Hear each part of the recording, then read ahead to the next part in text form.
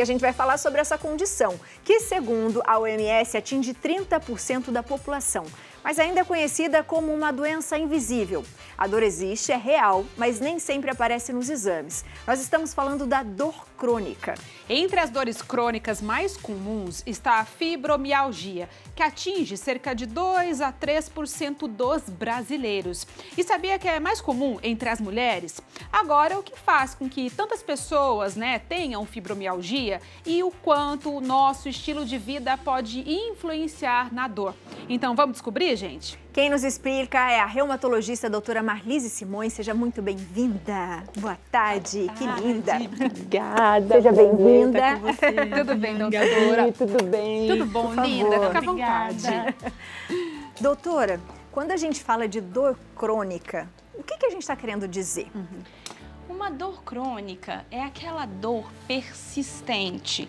A gente tem um número mágico aí de 3 meses, 12 semanas. Então é aquela dor que ela tá ali incomodando e o tempo passa e ela não se resolve. A fibromialgia, que é o tema de hoje, ela é uma síndrome dolorosa crônica. Então a gente tem ali sinais e sintomas que compõem a doença e é uma dor persistente. Como é uma síndrome dolorosa, o sintoma principal é a dor, mas ele não vem sozinho.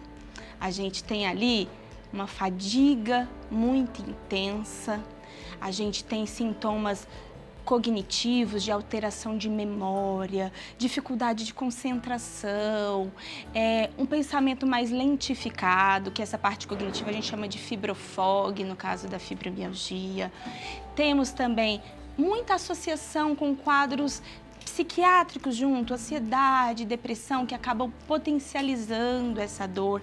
Então, assim, na verdade, essa dor da fibromialgia, ela acontece porque o nosso sistema de interpretação de dor, ele está bagunçado, ele está alterado. Então, é como se o volume da dor aqui, dentro do nosso sistema nervoso central, ele tivesse muito alto. Então, eu costumo dizer para os meus pacientes assim, que é como se ele sentisse mais dor do que as outras pessoas. Então, ele tem essa hipersensibilidade, às vezes ao toque, às vezes um próprio abraço incomoda. Tem gente que descreve que tomar banho, a água do chuveiro bater no corpo, pode incomodar. Então, é um quadro doloroso que é muito incapacitante, sabe? E a gente precisa falar muito sobre isso. Doutora, existem causas? O que causa isso? A pessoa nasce com essa condição ou ela vai adquirindo ao longo do tempo? Alguma coisa que ela faz causa? Que pode desencadear? Assim, a gente fala que ela não tem uma causa específica, única. Então, tem fatores genéticos envolvidos, Não existe um único gene, a gente ainda não tem essa determinação da ciência, um ou mais genes causando, mas tem o que a gente chama de associação familiar. Então, na família, se uma pessoa tem, o filho daquela pessoa tem uma chance maior de ter, mas não obrigatoriamente ele vai desenvolver. E é muito associada a fatores ambientais, que acabam funcionando como gatilho. Situações que podem piorar, ou mesmo gatilhar, abrir esse quadro de dor crônica. Como, por exemplo, um trauma físico, uma infecção, os fatores emocionais, estresse, um trauma emocional, um quadro ansioso, depressivo. Eu costumo dizer que é uma faca de, assim, uma via de duas mãos ali. Quem tem ansiedade, depressão ou um transtorno psiquiátrico, em algum momento, porque tudo isso acontece dentro do nosso cérebro e as substâncias envolvidas, tanto para a parte emocional quanto para a dor, elas se interligam muito. Então, uma pessoa com esses quadros emocionais, em algum momento ele pode desenvolver um quadro de dor crônica. E o contrário também acontece. Às vezes a vida tá tudo ok, tá tudo certo, e aí acontece um trauma físico, por exemplo, e começa a ter uma dor crônica. É difícil viver feliz, alegre, motivado, sentindo dor todo dia. Então, uma coisa acaba puxando a outra, sabe? Mas não existe um fator único específico. Então, o diagnóstico é clínico, doutora? Como que é? Basicamente, clínico, né? A história do paciente traz muito pra gente. Então, é aquele paciente que a gente tem que ouvir bastante, valorizar também, porque muitas vezes acaba sendo subestimada aquela dor. Então, ouvir. E no exame clínico, como é um quadro de dor generalizada, o que a gente pensa? Traçando uma linha aqui na cintura, então a gente pode ter dor acima, abaixo, do lado direito, do lado esquerdo. O quadro de dor ao toque, você vai lá, examina. A gente não tem uma inflamação, por exemplo, não tem uma artrite, por exemplo, onde a gente tem a junta inchada, né, a articulação inchada, mas a gente tem um quadro de dor mais difuso e esses quadros podem se intensificar em alguns momentos, vir em eventos de crise. Diagnóstico basicamente clínico, né? Mas, hoje em dia, a gente não fala que a fibromialgia é um diagnóstico de exclusão. Então, a gente não precisa fazer as coisas para excluir.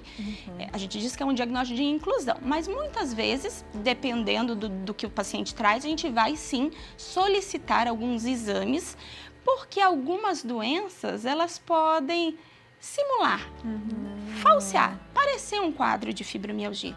E alguns exames vão ser pedidos na tentativa de fazer um diagnóstico diferencial. Por exemplo, com um problema de tireoide ou doenças reumáticas autoimunes iniciais, eventualmente, pode vir com um quadro de dor articular, dor muscular junto. Então, às vezes, a gente vai fazer esses exames para afastar outras doenças, mas não como um diagnóstico de exclusão. Doutora, tem pergunta para você. Vamos lá? Vamos. Claro. Coloca pra gente, diretora. Vamos lá. A Ibérica falou: olá, boa tarde, tenho 55 anos, sofri de fascite plantar e neuropatia. Gostaria de saber se essas doenças podem evoluir para fibromialgia ou não tem nada a ver. Bom, a fascite plantar, só para clarear um pouquinho aqui, é como se fosse um tendão mais grosso que passa embaixo do pé e ali a gente desenvolve inflamação por diferentes fatores. E a neuropatia é uma doença que traz alteração dos nervos, geralmente nervos periféricos. Uma doença que se associa muito com uma neuropatia periférica, por exemplo, é o diabetes, que é muito comum na nossa população. Qualquer quadro de dor crônica pode, em algum momento, a gente traduzir aí, evoluir para um quadro de fibromialgia. Não obrigatoriamente vai ser assim, mas um paciente que persiste com essa dor, com um ciclo que não tem fim, pode desencadear um quadro de fibromialgia assim. E doutora, quais são os tratamentos? Eu lembro que eu tenho uma amiga que ela tem e ela começou a fazer acupuntura, por exemplo, para ver se relaxava. Geralmente essas pessoas já têm uma carinha de dor, que parece que aquilo é constante, parece que não para. É isso mesmo, doutora? É isso mesmo. É como se a dor não desse folga, né? Bom, recentemente, né, a Sociedade Brasileira de Reumatologia atualizou as diretrizes sobre o tratamento. A gente tem que pensar não só no tratamento em termos de remédios, quanto não medicamentosos, né? E para a fibromialgia, o que a gente tem entendido cada vez mais, que o tratamento não medicamentoso tem sido cada vez mais importante até do que os próprios medicamentos. Porque às vezes o paciente pensa que vai tomar um remedinho e vai ficar tudo bem, e não vai ser assim. Primeiro de tudo, e que está em todos os guidelines de tratamento, é sobre a conscientização do paciente. O paciente entender da doença, saber que existe um motivo para ele ter dor e que ele pode tratar para obter melhor a conscientização. Isso é fundamental. Outra coisa, gente, primordial e que eu falo sempre para os meus pacientes: atividade física. Mesmo com dor. Mesmo com dor. E é aí que está o desafio, porque vai ter que começar devagar, gradativo.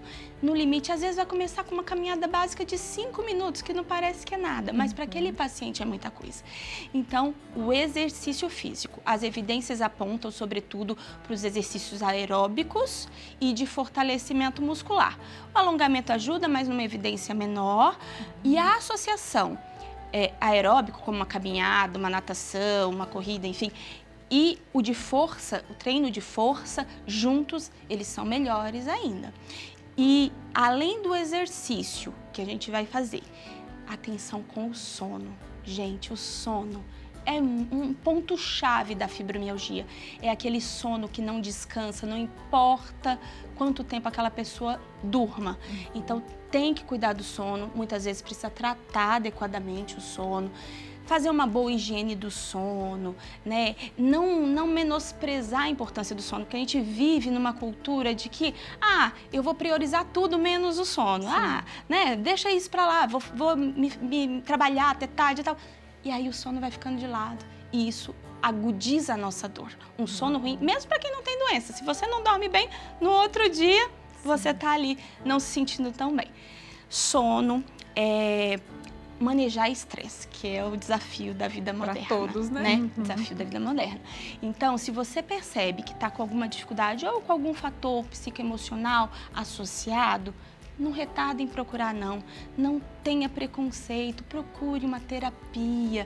Às vezes um tratamento com um psiquiatra vai ajudar, porque a gente precisa reequilibrar esse sistema corporal como um todo, né? E as melhores evidências em termos de terapia hoje está para a terapia cognitivo-comportamental e a terapia de aceitação e compromisso. Além disso, a gente precisa manejar as nossas relações, né? Conversar com a família precisa ter entendimento, apoiar, porque quando a família não entende, acha que é bobagem, isso piora o quadro de dor daquela pessoa. Então, a família apoiando, incentivando o tratamento faz com que o paciente melhore. E a religiosidade, a espiritualidade também tem relação no tratamento da fibromialgia, porque modula a forma como a gente enfrenta as nossas situações, os nossos desafios, dá propósito, dá sentido. Então, tudo isso compõe os nossos pilares de saúde e a gente precisa trabalhar cada um deles. Para além disso, aí a gente vai entrar um pouquinho na parte medicamentosa. Antes da medicação, que você falou da acupuntura, as evidências atuais falam que a acupuntura tem sido mostrado efeitos positivos, tanto a tradicional quanto a eletroacupuntura. Existe uma crescente da gente falar numa neuroestimulação, neuromodulação, onde a gente usa estímulos cranianos para modular dor, também ansiedade e depressão que afetam. Então, a gente tem terapias focadas para isso. E no tratamento medicamentoso a gente vai entrar em medicações da classe dos antidepressivos, um pouquinho de analgésico para conseguir o paciente sair daquele momento de dor aguda para poder fazer as suas coisas e outras medicações moduladoras de dores crônicas que aí a gente vai individualizar para cada caso. Doutor Abby falou que tem uma amiga, né? E é muito comum a gente realmente conviver com pessoas que tenham, ou até as pessoas que estão nos acompanhando. E agora a gente vai ver um depoimento da Márcia, que convive com a fibromialgia. Vamos ver? Vamos lá. Vamos lá. Meu nome é Márcia, eu tenho 56 anos. Eu tive o diagnóstico de fibromialgia, eu tinha 34 anos. Eu já tinha percebido na minha adolescência, 15, 16 anos, eu percebi que tinha alguma coisa errada, eu sentia muitas dores, mesmo quando eu exagerava na educação física, na época, eu me sentia dolorida, mais dolorida do que as pessoas. Eu me sentia diferente. Aí procurei vários médicos, pediram vários exames e nunca chegamos a conclusão nenhuma, não fecharam um diagnóstico na época, década de 80. Era uma doença que não era divulgada. E aí com 34 anos eu fecharam um diagnóstico, fiz tratamento, tomei medicação, abandonei o tratamento algumas vezes, ganhei peso, perdi emprego. São altos e baixos, dias bons, dias ruins, dia de muita dor, dia de pouca dor.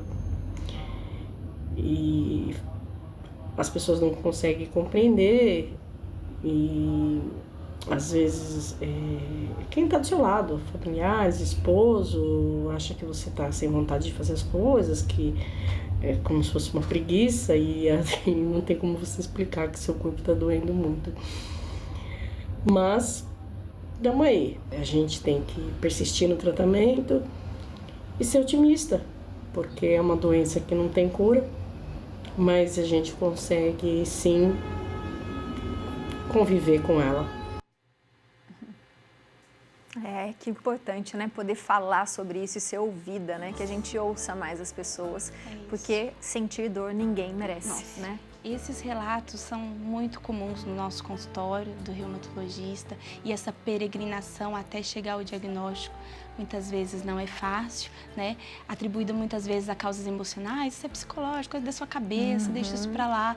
E quanto mais dor a gente sente, mais dor a gente vai sentir, por isso que a gente tem que ir atrás do tratamento, né? E a gente precisa aprender a ouvir, acolher e entender que as pessoas são diferentes e sentem dores de forma diferente, né? Exatamente. Mas o mais importante é que tem tratamento. É isso. O importante também é você persistir no tratamento e acreditar, né, que aos pouquinhos você vai conseguir melhorar a sua qualidade de vida.